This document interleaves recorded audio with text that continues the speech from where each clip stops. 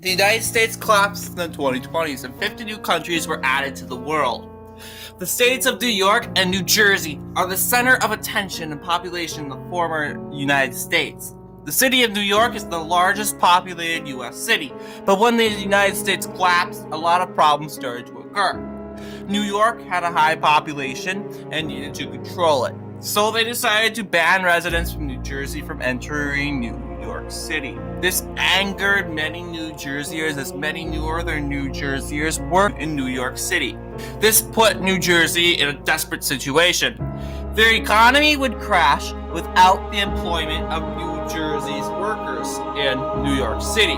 So, on August 15th, 2039, an ultimatum was sent to the New York government demanding for the overturning of the ban, but New York refused. So on September 1st, 2039, war was declared. This hit international news, especially in the former USA, as many feared New York's communist government. States like Pennsylvania, Ohio, Virginia, Texas, and Florida sent their troops into New Jersey to help them fight. This boosted the strength of the New Jersey Army, as the New Jersey Army was very weak compared to New York.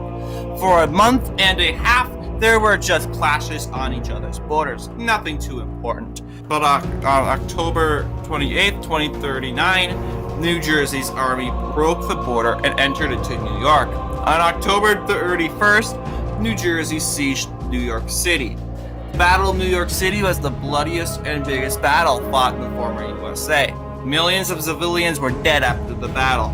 The next day, the New Jersey Navy captured western Long Island and continued to advance through the island. The New Yorkers attempted to use their small sea access to attempt to liberate New York City, but that failed and New Jersey ended up taking the remaining southern lands in upstate New York.